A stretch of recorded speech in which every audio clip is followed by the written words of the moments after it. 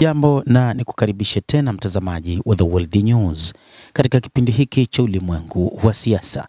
Mimi ni Adam Hussein. Ripoti yetu leo inamtazama mkurugenzi wa Mossad Bwana Goffman ambaye amewaondoa maafisa wawili wa kijeshi nchini Israel kwa kushindwa kuchukua nafasi ya kuondoa utawala wa Jamhuri ya Kiislamu ya Iran, sababu nchi hiyo ilishakubaliana kuondoa utawala wa Jamhuri ya Kiislamu ya Iran. Ripoti zinaeleza kuwa maafisa hao ni mkuu wa kurugenzi ya ujasusi ya Mossad ambaye aliingia katika nafasi hiyo mwezi Desemba na mkuu wa kitengo cha wakala wa Iran. Hakuna afisa yeyote aliyetajwa kwenye ripoti hiyo. Mkurugenzi wa Mossad Roman Goffman aliamua kuondoa maafisa wakuu wawili katika shirika hilo kutokana na mpango wa kushindwa kuondoa utawala wa Iran, lakini pia kutaka kuchukua nafasi za utawala huo ambao haukutekelezwa kama ilivyokusudiwa. Shirika la habari la N12 limeripoti jana Alhamisi.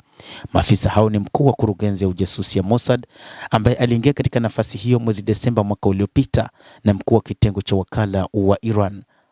Maafisa wa usalama waliambia N12 kwamba hakuna afisa yeyote alianzisha uhusiano mzuri na kufanya kazi na Goffman tangu mwanzo na kwamba muda wao utamalizika kwa makubaliano ya pande zote mbili.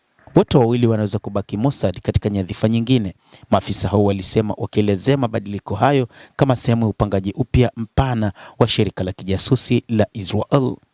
Shirika la habari la N12 limehusisha hatua hizo kuwa ni za moja kwa moja na pendekezo la mabadiliko ya serikali, ikisema maafisa hao wawili walikuwa wanaandaa mpango huo. Ripoti hiyo ilisisitiza kwamba wote wawili wametoa mchango mkubwa kwa usalama wa Israel, lakini taarifa zikieleza kwamba Goffman anaamini walihusika na mpango huo wanapaswa kuwajibika baada ya kuwasilishwa kwa rais wa Marekani Donald Trump kutotekelezwa mashinani.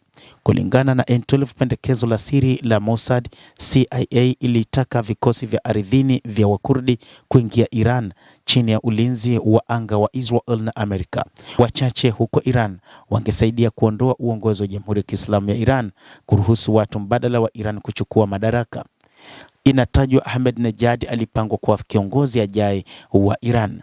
Mwezi Mei, gazeti la New York Times limeripoti kuwa Israel na Marekani ziliingia vitani na mgombea mahususi wa kuiongoza Iran, rais wa zamani Mahmoud Ahmadinejad. Mpango ambao umeripotiwa kumsimika Ahmadinejad ulianzishwa na Israel na kujadiliwa na kiongozi huyo wa zamani wa Iran, kulingana na ripoti hiyo. Afisa wa Marekani na mtu wa karibu wa Ahmadinejad walisema operesheni hiyo ilianza kusambaratika siku ya kwanza ya vita kama sehemu ya jaribio la kumkomboa kutoka katika kifungo cha nyumbani. Jeshi la anga la Israel limeripotiwa kuvamia makazi yake ya Tehran kwa nia ya kuwaua walinzi waliokuwa wamemshikilia. Ahmadinejad alinusurika, lakini aliripotiwa katika shambulizi hilo.